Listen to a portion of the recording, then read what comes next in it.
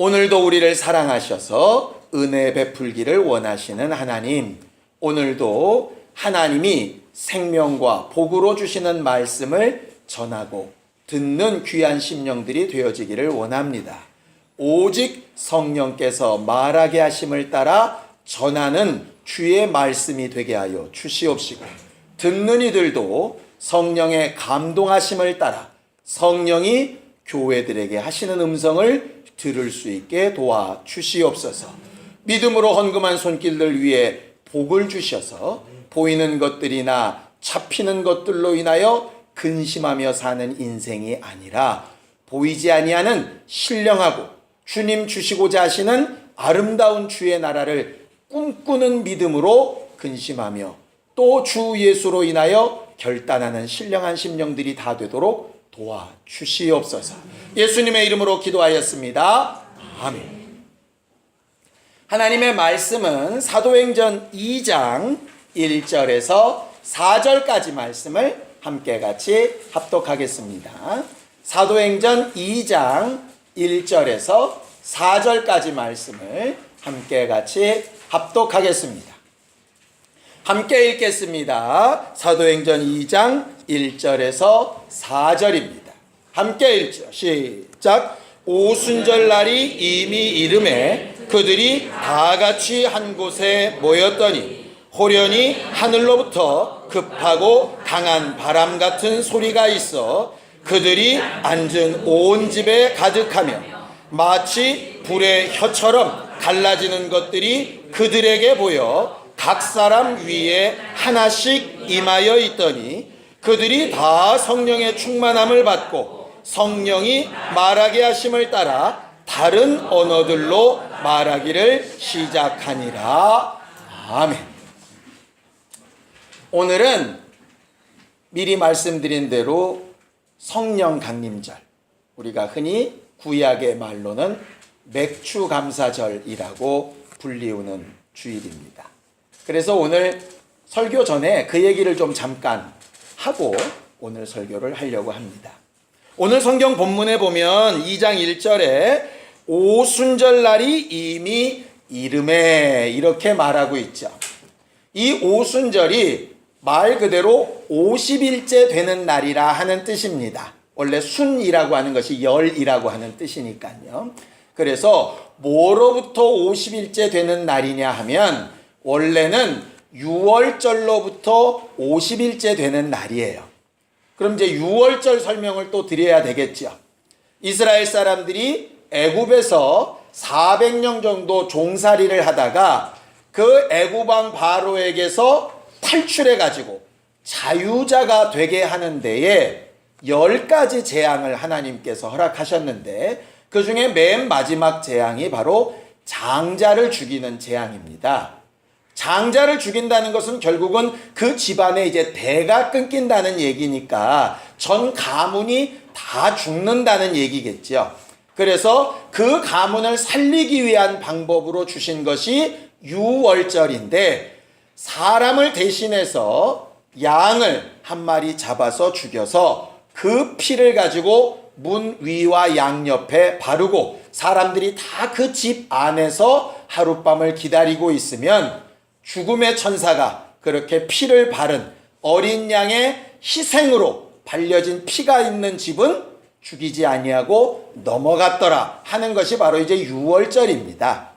이것이 신약에 와서는 예수께서 모든 인류를 위하여 어린 양과 같이 대신 죽으시고 십자가의 피를 흘리셔서 우리에게 그 피를 믿고 의지하기만 하면 지옥 갈 죄에서 구원하시고 하나님의 나라에 가게 되고 자유자가 되게 되고 하나님이 약속하신 땅을 기업으로 얻게 된다 하는 것에 대한 예표로 가르쳐 주신 것이 바로 유월절이에요. 그래서 우리는 유월절을 지키는 대신에 뭐를 지키냐면 이미 50일 전에 부활주의를 지켰습니다. 예수께서 죽고 부활하신 날과 구약의 유월절은 같은 의미가 있어요. 그리고 나서 그 유월절부터 50일째 되는 날을 구약은 맥추절이라고 부르는데요. 왜 맥추절이라고 부르냐면 그 50일째 되는 날이 보리, 추수를 해가지고 이렇게 봄 농사에 대한 추수한 것을 드리는 날과 겹치기 때문에 그렇고요. 원래의 말은 초실절, 첫 번째 열매를 거두는 날이라 이렇게 되어져 있습니다. 그런데 그 맥추절, 그 초실절, 그 오순절이라고 불리우는 날에 무슨 일이 있었느냐 하면 애굽을 탈출한 사람들이 홍해바다를 건너서 침례를 받고 그 다음에 광야길을 통해서 시내산에 도착하고 율법을 받은 날이 바로 그 오순절이에요. 그래서 유월절 양으로 구원을 얻은 사람들이 광야에서 또 가나안 땅에 들어가서 어떻게 살아야 된다라고 하는 새로운 법을 교육받은 첫 번째 날이 바로 오순절이기 때문에 그날을 기념하는 것입니다. 똑같이 예수께서 부활하셔서 구원받은 사람들이 자기 마음대로 살던 법에서 벗어나서 하나님의 뜻대로 사는 새로운 법, 율법을 대신하는 새로운 법으로 오순절날 주신 것이 누구냐면 바로 성령이세요. 그래서 유대인들이 과거에는 바로의 법대로 살다가 바로에서 벗어나니까 자기 마음대로 살다가 율법이 온 다음부터는 율법대로 살기를 힘쓰는 것처럼 부활절을 통해서 구원을 받은 사람들은 오순절날 성령을 받고 이제는 내 맘대로도 아니고 과거에 살던 방식도 아니고 성령께서 가르치시는 대로 성령의 감동함을 받아서 살기를 연습하고 훈련하는 것이 결과적으로 오순절, 맥추절, 초실절, 성령 강림절, 숨차죠. 똑같은 말을 하나만 하면 좋은데 여러 가지로 얘기를 해가지고요. 성경을 읽을 때 혹시 이 말 저 말이 나오더라도 같은 뜻이라고 이해를 하시면 좋을 것 같습니다. 참고로 절기가 하나 더 남았습니다. 초막절이라고도 부르고 수장절이라고도 부르는 것이 있는데 그것은 이제 우리가 가을에 할 추수감사절이에요. 구약의 율법에도 이렇게 새 절기를 반드시 지켜라 하시는 말씀이 있었고요.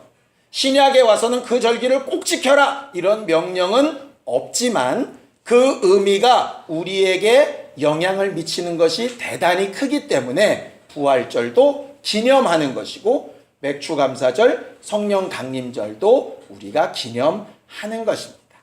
그러니까 우리가 성령 강림 주일을 다시 말해서 오순절을 대하면서 오순절날 하나님께서 어떻게 역사하셨고 왜 그렇게 하셨는지를 좀 알고 우리가 그것을 잘 기념하는 예배에 성공할 수 있게 되기를 예수님의 이름으로 축원합니다. 마치 우리가 3.1절이나 광복절 되면 3.1절날 무슨 일이 있었다더라, 광복절날 무슨 일이 있었다더라, 과거의 얘기를 기억하고 그러니 우리는 어떻게 살자 이렇게 결심하는 것과 똑같은 것이에요. 오늘 성령이 우리 안에 와 계시고 우리에게 오순절로 뭔가를 크게 경험하게 하신 하나님의 뜻이 우리 안에 잘 이루어지게 되어지기를 바랍니다.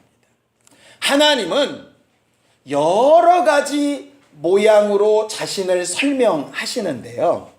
특별히 성경에서 가르치고 있는 하나님은 어떤 분이라고 설명을 하느냐 하면 말씀하시는 분이라고 설명을 합니다. 그래서 세상 사람들도 그런 말 하더라고요. 세상에 말 잘하는 부류가 두 가지가 있는데 하나는 예수쟁이고 하나는 사기꾼이래요. 그러니까는 예수 믿는 사람들이 기본적으로 말을 잘 하죠. 왜냐하면 하나님의 특성 자체가 말을 잘 하시는 분이에요. 그래서 말을 잘한다는 얘기는 말이 많다는 얘기는 아닙니다. 적재적소에 필요한 것을 잘 하신다는 뜻인데 어쨌든 성경 자체도 하나님의 말씀이라고 우리가 부르고 있고요. 우리가 신앙생활할 때 설교가 100% 중요한 것은 아니지만 꽤 많은 부분을 차지하는 이유도 그런 하나님의 특성 때문입니다. 하나님은 눈으로 보고 손으로 만질 수 없기 때문에 결국 말씀으로 알 수 있도록 해놓으신 것이거든요. 하나님이 그 말씀과 굉장히 큰 연관이 있으시다는 건 요한복음 1장 1절만 봐도 잘 알 수 있습니다. 태초에 말씀이 계셨는데 그 말씀이 하나님과 함께 계셨고 그 말씀이 곧 하나님이시다라고 말할 만큼 하나님과 말씀은 뗄래야 뗄 수 없는 존재입니다. 하나님이 이 세상을 만드실 때에도 그래서 성경은 뭐로 창조하셨다라고 되어져 있느냐 하면 말씀으로 창조하셨다 이렇게 되어져 있어요. 다른 기술이나 다른 능력을 쓰신 것이 아니라 입의 말에 능력을 사용하셔서 빛이 있으라라고 명령하셨고 그 명령대로 되어지는 것대로 창조되었다라고 말하고 있죠. 하나님을 아브라함에게 가르치실 때도 마찬가지입니다. 나는 이런 하나님이라고 하나님께서 아브라함에게 말씀으로 가르치셨어요. 모세에게는 율법이라 하는 말씀으로 가르치셨고 그 말씀이신 하나님이 육체로 또 오셔서 복음도 말씀으로 가르치셨죠. 우리가 구원을 얻게 된 것도 복음의 말씀을 따라 되었다라고 성경은 기록하고 있고요. 언젠가 있게 될 마지막 날 심판도 결국은 말씀으로 되어질 거라고 성경은 말하고 있습니다. 내가 너희에게 이른 내 말이 마지막 날에 너희를 심판하게 될 것이라고 성경은 분명히 가르쳐 말하고 있어요. 그래서 우리는 하나님을 안다 하는 것, 결국 하나님의 말씀을 안다 하는 것이고 하나님을 인정한다라고 하는 것, 하나님의 말씀을 인정한다라고 하는 것과 같은 의미라고 하는 것이죠. 그렇기 때문에 말씀을 잘 하시는 그 하나님 앞에 우리가 신앙생활 잘 할 때 필요한 것이 뭐냐면 하나님이 말씀을 귀중하게 여기신 것처럼 우리도 우리 입의 말을 귀중하게 여겨야 되는 것이에요. 우리가 구원을 받을 때 어떻게 구원을 얻었습니까? 마음으로 믿어서 의에 이르렀고 입으로 시인해서 구원을 얻었다라고 성경은 분명히 말하고 있지요. 마음으로만 믿으면 되지 굳이 말이 꼭 필요한가? 성경은 말이 필요하다고 이야기합니다.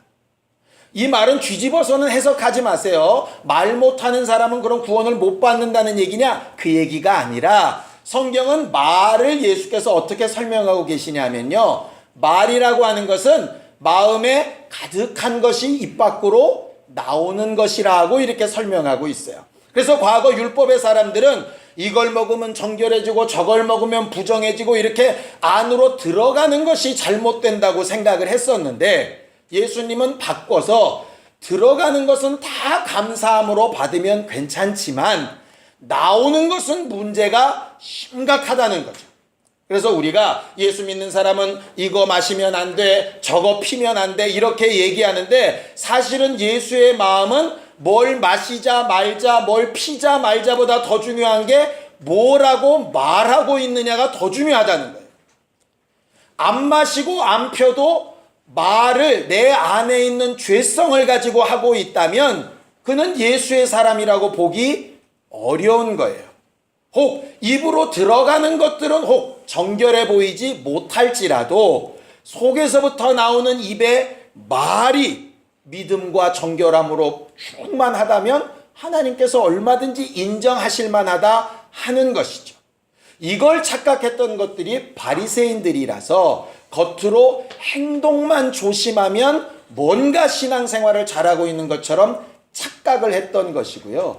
이 안에 가득한 것이 나도 모르는 사이에 툭툭 튀어나오는 것에는 그렇게 신경을 쓰지 않았던 것이죠. 그래서 입에 가득한 그 말들이 만약에 무익하게 되어지면 그것은 너희 영혼에 굉장히 안 좋은 결과를 가져오기 때문에 무익한 말은 네 입에서 내지 말라고 하는 거예요. 거기서 말하는 무익한 말이라고 하는 것은요, 뜻 없이 내뱉는 말 이런 뜻도 되고요, 부정적인 말 이런 뜻도 되고요, 말해봐야 좋을 것이 하나도 없는 말 뭐 이런 말이에요. 열매가 맺혀지지 아니하는 말 이런 말입니다. 아우 더워서 죽을 것 같아. 실제로 죽지도 않을 거면서 계속 얘기를 하죠. 저도 그런 얘기 많이 합니다. 워낙 입에 배 있어 가지고요, 그게 얼마나 큰 능력을 가지고 있는지 모르고 막 이야기를 하는 거예요. 야고보서에 보면 우리 입의 혀는 굉장히 작은 지체인데요. 커다란 항공모함 같은 배도 뒤에 작은 키 하나를 가지고 방향이 왔다 갔다 해버리듯이 이 혀로 어떻게 말하느냐에 따라서 우리는 지옥에서 하나님의 아들로 바뀌기도 하고요. 이 입술로 주를 거부하거나 저주하면 반대의 결과도 이루어지게 됩니다. 우리가 흔히 모든 죄는 다 사함을 얻을 수 있는데 사함받지 못하는 죄가 하나 있다고 우리가 알고 있지요? 무슨 죄가 사함받지 못하는 죄인가라고 성경은 기록합니까? 네, 성령을 회방하는 것이라 그랬어요. 근데 그냥 회방이라고 말하고 있지 않고요. 성경은 정확한 단어로 표현을 하고 있습니다. 자, 성경을 좀 보겠습니다. 마태복음 12장 32절입니다. 마태복음 12장 32절입니다. 함께 읽습니다. 마태복음 12장 32절 시작. 또 누구든지 말로 인자를 거역하면 사심을 얻되 누구든지 말로 성령을 거역하면 이 세상과 오는 세상에서도 사심을 얻지 못하리라 그랬어요. 우리는 흔히 성령을 거역한다, 회방한다 하는 것을 두려움으로 이렇게 받아요. 그래서 이런 얘기도 하시는 분도 들었습니다. 갑자기 성령에 감동하셔서 기도하라고 하셨는데 피곤해서 그냥 잤어요. 나는 성령을 거역한 것 같아요. 이런데 요 구절대로 따지면 그것은 그냥 불순종한 것은 맞는데 거역이라는 얘기는 아닙니다. 그 앞에 나와 있는 회방이나 거역이라는 얘기는요, 성령께서 하시는 일이 잘못됐다, 아니다 라고 아주 적극적으로 반대한다는 얘기예요. 예수께서 이걸 하셨죠. 막 귀신을 쫓아내고 병을 고치시니까 귀신 쫓는 건 귀신의 왕 바알세불, 마귀를 힘입어서 쫓는 것이다. 성령이 하시는 일을 마귀가 했다라고 이야기했을 때 성령 회방죄를 얘기하셨어요.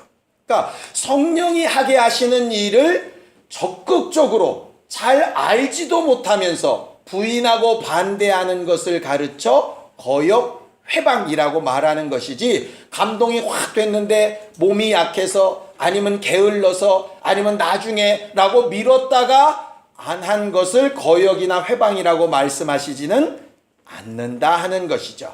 그런데 또 그렇게만 안심하시면 그러면 그냥 안 해도 되는 거구나 또 이럴까봐 그 부분도 회개는 하셔야 합니다. 당연히 회개는 해야 되는 부분이고요. 내세와 금세 사함이 없다는 살벌한 명령 때문에 두려워 떠실 필요는 없다는 얘기예요. 어쨌든 예수를 믿고 고백하는 데에도 우리 입에 말을 사용하고요. 성령을 인정하고 거절하는 데도 우리 입에 말을 사용합니다. 그래서 사실 신앙생활은 우리 입의 말을 잘 사용하는 것이 신앙생활이에요. 그래서 오순절날 성령께서 이 땅에 임하셨을 때 강하고 급한 바람 소리 같은 것도 있었고, 불의 혀같이 갈라지는 것들도 각각 머리 위에 임하는 것도 있었는데, 그런 것을 가지고 사람들이 특별히 성령 받았다 못 받았다 그렇게 인정하지 않고 있어요. 뭘 가지고 지금 판단을 하고는 있느냐 하면, 오늘 성경 본문에는 다른 언어라고 표현된 소위 방언이라고 부르는 것으로 사람들이 이렇게 분별을 하게 되는 것이죠. 예전 성경에는 전부 다 그냥 방언으로 되어져 있습니다. 그런데 이 새 성경에는 다른 언어 이렇게 되어 있어요. 제가 신기한 것은 여기를 다른 언어로 바꿨으면, 다른 방언도 좀 다 다른 언어로 바꿨으면 또 일관성이 있을 텐데, 요 한 구절만 다른 언어로 바꿔놓고 나머지는 또 다 그냥 방언을 하고 해놨어요. 그래서 이게 다른 언어, 그럼 우리는 흔히 어떤 생각이 드냐 하면 외국어인가?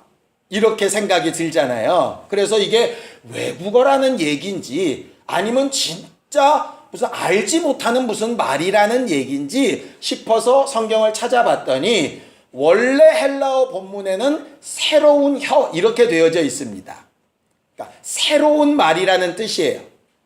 그러니까 그 말은 꼭 외국어가 아니냐 뭐 이렇게 할까 봐서 성경을 좀 자세히 좀 같이 오늘 보려고 합니다. 자, 방언을 그들이 막 말을 하기 시작했더니 이런 상황이 벌어지는 겁니다. 자, 사도행전 2장 7절 8절입니다.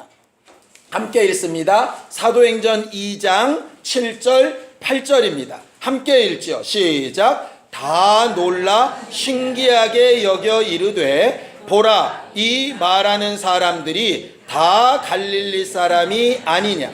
우리가 우리 각 사람이 난 곳 방언으로 듣게 되는 것이 어찌 됨이냐 그랬어요.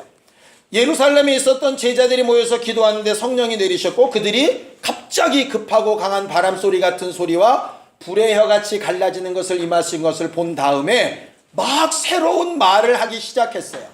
그 말을 들었던 경건한 유대인들이 뭐라 그러느냐. 첫 번째는 매우 놀라서 신기하게 여겼다 그랬어요.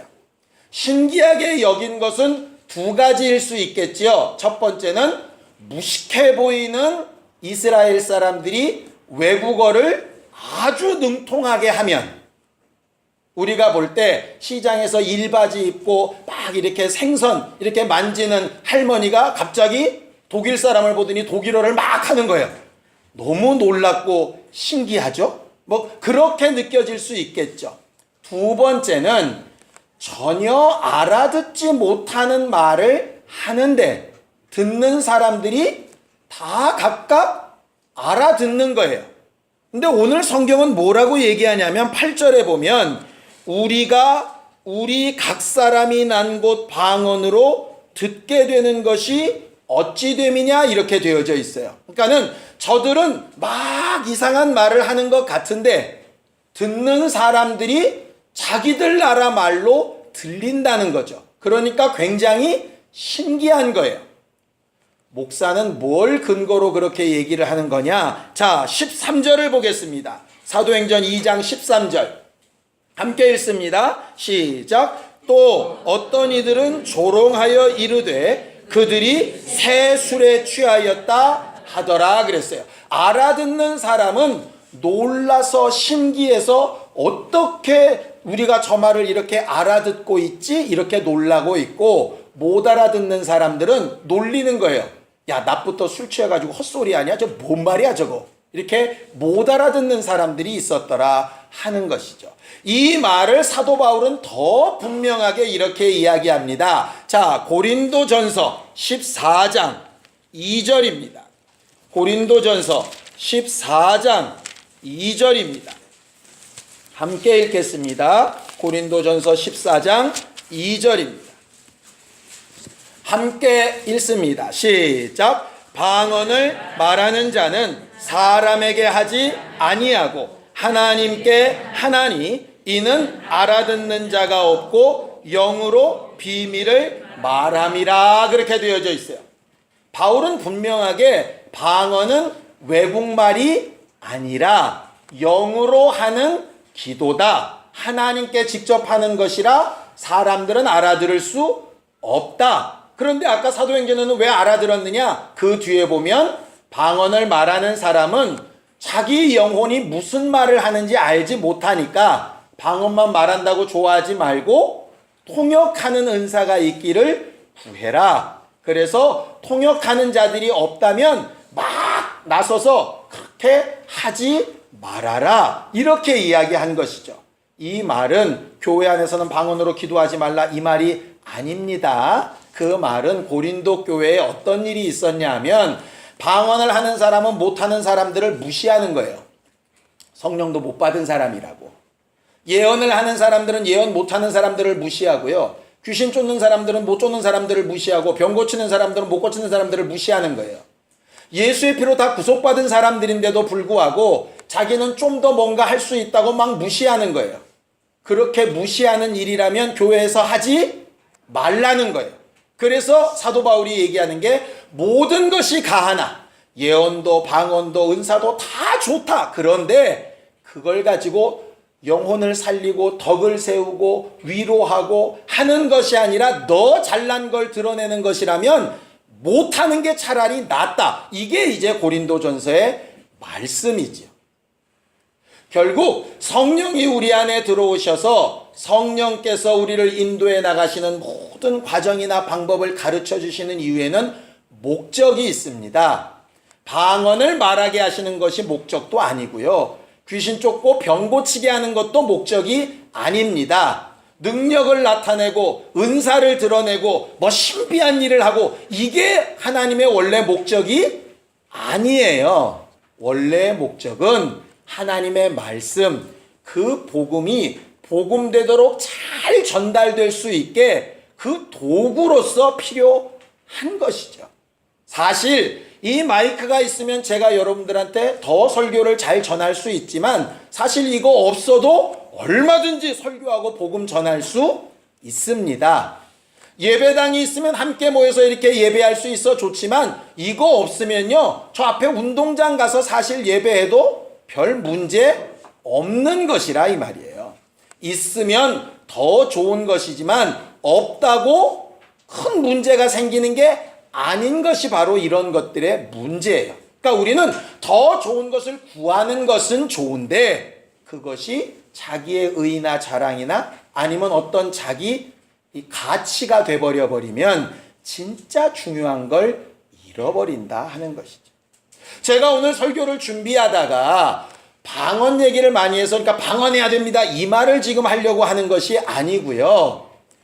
방언을 한다 하더라도 고린도전서 13장에 나와 있는 것처럼 너희가 천사의 말을 한다고 하더라도 사랑이 없으면 아무것도 아니라 하신 것처럼 정말 성령께서는 오셔서 왜 이 방언 얘기를 하신 걸까? 왜 이렇게 가장 먼저 방언 말하게 하신 걸까? 이걸 한번 생각해 보게 됐어요. 다른 것들도 되게 많은데 왜 그런가 봤더니 구약에와 신약의 연결성이 있더라고요. 아까 말했죠? 우리가 지금 기념하고 있는 성령 강림절은 구약의 맥추감사주일이라고. 우리는 성령이 오신 것을 기념하지만 구약은 뭐 주신 걸 기념한다고요? 율법 주신 걸 기념한다고요. 율법. 자, 출애굽기 13장 9절입니다. 출애굽기 13장 9절입니다. 함께 읽겠습니다. 출애굽기 13장 9절입니다. 함께 읽겠습니다. 율법을 받은 모세와 이스라엘 사람들에게 말씀하시는 것이에요. 출애굽기 13장 9절 시작. 이것으로 내 손의 기호와 내 미간의 표를 삼고 여호와의 율법이 내 입에 있게 하라. 이는 여호와께서 강하신 손으로 너를 애굽에서 인도하여 내셨음이니 10절은 해마다 절기가 되면 이 규례를 지키라 이렇게 되어져 있어요.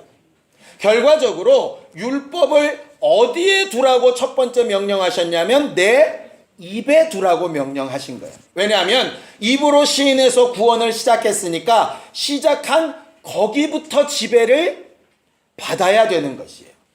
남자 집사님들한테 질문을 하죠. 남자 집사님들 군대 갔다 오셨죠? 군대 가면 제일 처음에 하는 훈련이 뭡니까? 그렇죠. 제식 훈련이에요. 제식 훈련 그러면 또 여자분들은 못 알아들어요. 제사 지내는 훈련인가 또 이럴까봐. 제식 훈련이 뭐죠?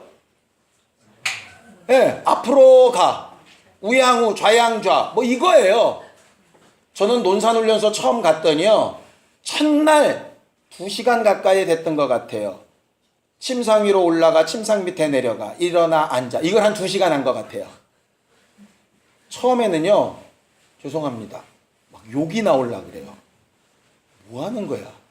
앉았어요. 일어나래요. 일어났어요. 앉으래요. 똥개 훈련시키는 것도 아니고, 침대 위로 침상, 그러니까 바닥이 있고 침상이 있거든. 요새는 침상도 없어졌다 그러는데. 침상 위로 올라갔다 내려갔다 올라갔다 내려갔다. 좁은 공간에 애들 한 40명 올려놓고 그렇게 하니까 땀 삐질삐질 나죠. 막 난리 난 그런 난리가 없어요. 근데 일주일 동안 앞으로 가만 하는 거야. 초등학생도 아니고. 이게 왜 그럴까? 나중에 알았죠. 군인의 첫 번째 임무는요. 총 쏘는 것도 아니고 육박전 잘하는 것도 아니고 태권도 잘하는 것도 아니에요. 명령대로 하는 거예요. 그러니까 제일 먼저 뭐부터 가르쳐야 되냐면 네 마음에 들든 안 들든 다리가 후두두루 떨리든 말든 명령대로 하는 것부터 훈련시키죠. 그게 안 되면 총을 아무리 잘 쏴도 소용없는 거야. 그러니까 총 암만 잘 쏘면 뭐래, 명령대로 안 쏘는데. 그러니까 적을 향해 쏘라니까 우리 상관한테 쏘고 이러면 이건 군인이 아니잖아요. 그러니까 앞에서 총알이 날라와도 앞으로 가면 가야 되니까 결국은 명령대로 하는 걸 제일 먼저 가르치려다 보니까 아주 무식한 방법을 쓰는 거죠. 그러니까 때리고 얼차례시키고 머리박아시키고 별거 다 해서 결국은 뭐 하게 만드느냐 하면 명령대로 하는 일을 하게 만들어요. 그리고 나서부터 명령대로 총도 쏘고 명령대로 구보도 하고 명령대로 작전도 하고 뭐 이렇게 명령을 앞에 두고 그 다음 것을 하는 것이니까. 그렇다면 똑같이 하나님이 율법을 주실 때에도 손 발로 움직이고 제사 드리고 막 이렇게 하는 것보다 제일 먼저 그 율법이 입에 있게 하라 하신 의도가 있겠죠. 똑같이 성령이 오셔서 마음도 감동할 수도 있고 손발도 감동시킬 수도 있고 환경도 내 물질도 감동시키실 수 있는데 내 혀부터 이렇게 붙드신 이유가 있지 않겠습니까? 왜냐하면 하나님의 말씀과 복음은 이 혀로 전해져야 되는데 이게 성령께 붙들리지 않으면요 엉뚱한 상황이 벌어지게 되는 거예요. 복음을 잘 전해놓고 지 맘대로 확 뒤바꿔 버리기도 하고요. 처음 시작은 예수로 시작했다가 엉뚱한 길로 떠나가기도 하는 거죠. 그래서 사실 방언은요 성령 받은 엄청난 증거라기보다는 성령 받은 사람이 말 그대로 앉아 일어서 훈련하듯이 너무너무 기초적이고 사실 그 자체만으로는 별다른 의미가 없는 것일 수도 있어요. 진짜는 뭐가 중요한 거냐? 방언을 성령께 붙잡혀서 내 마음대로 말하지 않는 것처럼 평상시의 모든 말이 성령의 말하게 하심을 따라 말하게 되는 것이 궁극적인 목적인 거죠. 근데 사람들이 성령 받고 방언 말하면 뭐가 다 된 것처럼 착각을 하더라. 성령께서 충만한 증거가 방언만 하면 자기가 충만한 것처럼 착각을 하더라. 뭔가 은사만 나타나면 그게 성령 충만한 어떤 조건인 것처럼 착각을 하는 거예요. 은사가 필요 없다는 얘기 아닙니다. 그런 거 할 필요 없다는 얘기도 해야 됩니다. 아닙니다. 성경에 있고 명령하셨기 때문에 해야 되는 것 맞습니다. 예수께서 나를 믿는 자 새 방언을 말한다 분명히 하셨으니까 하면 맞습니다. 그런데 그건 끝이 아닌 거예요. 방언을 말하여 내 혀가 하나님의 손에 붙들려 있는 걸 훈련했듯이 그 다음부터는 내 입에서 나오는 모든 말이 성령께 붙잡혀서 나와야 한다는 거죠. 목사만 설교할 때 입의 혀가 하나님 앞에 붙잡혀야 되는 게 아니라 우리 모두가 일상생활에서 쓰는 말이 성령께 붙들려야 한다는 거예요. 그래서 내가 부모로서 자식에게 뭔가 한마디 하고 싶어도 정말 성령께서 원하시고 기뻐하시는 말인가가 검증되어야 되고 내가 자식으로서 부모에게 친구 간에 아니면 내 삶 가운데서 뭔가 말하고 증거할 때 정말 성령께서 붙드셔서 이 입의 말을 내가 쓰고 있는지 아니면 내 감정에 휩싸여서 남들이 다 그렇게 하니까 그냥 툭툭 튀어나오는 것으로 하고 있는지 결과적으로는 그걸 가지고 우리가 진짜 주 예수의 사람인가 아닌가를 구분해야 하는 것이라. 그래서 저는 바울이 자기 고린도 교인들에게 내가 누구보다도 방언을 많이 말하는 자니까 나도 너희가 방언 많이 말하는 자가 되기를 원한다. 그런데 방언보다는 특별히 예언하려고 해라 했다고 말하신 것처럼 저도 여러분들이 방언을 말하고 성령 충만한 거 참 좋지만 그것보다 더 중요한 평상시에 우리의 말과 행실이 성령께 붙들려서 할 수 있는 사람이었으면 더 감사하고 좋은 일이겠다 싶은 거죠. 그래야 사실 성령이 역사하시고 일하시는 거예요. 근데 이걸 이미 예수는 성령께서 오시기 이전부터 말씀해 놓으셨더라고요. 성경을 한 구절만 읽고 함께 기도하겠습니다. 마태복음 10장 19절에서 20절입니다. 마태복음 10장 19절에서 20절입니다. 함께 읽겠습니다. 마태복음 10장 19절에서 20절 시작. 너희를 넘겨줄 때에 어떻게 또는 무엇을 말할까 염려하지 말라. 그때 너희에게 할 말을 주시리니 말하는 이는 너희가 아니라 너희 속에서 말씀하시느니 곧 너희 아버지의 성령이시니라 라고 말씀해 놓으셨어요. 이미 성령이 오시기도 이전부터 예수의 사람은 우리 안에서 성령이 말하게 하심을 따라 말해야 되는 사람들이라고 가르치셨다 이 말이에요. 여러분들 성령 충만이나 내가 신앙생활을 잘하고 있는 것을 엉뚱한 데서 찾지 마시고요. 내 입의 말이, 내 삶이 성령께서 내 안에서 말하게 하심을 따라, 행하게 하심을 따라 하고 있는지, 아니면 내 임의대로 살고 있는지, 아니면 배운 지식대로 살고 있는지, 어떤 사람의 말을 따라 살고 있는지 잘 분별해보고 그것을 가지고 진짜 성령 충만한 교회가 되어져 가기를 예수님의 이름으로 축원합니다. 그것이 우리가 일생 동안 하나님 앞에 더 가까이 나아가게 되는 방법이고, 성령을 이 오순절에 우리에게 주신 분명한 목적과 이유가 되는 것이에요.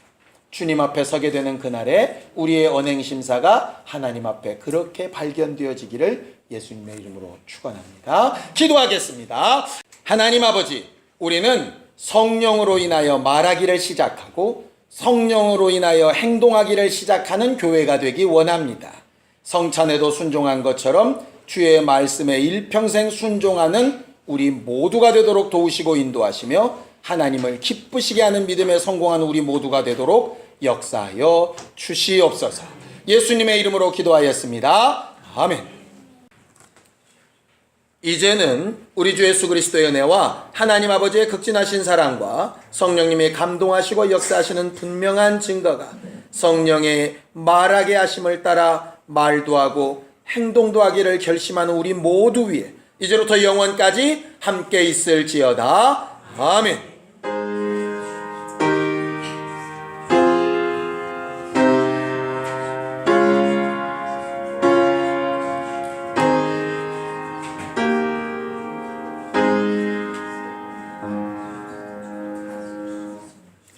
우리 예배 받으신 하나님 앞에 감사한 박수 내겠습니다. 수고하셨습니다.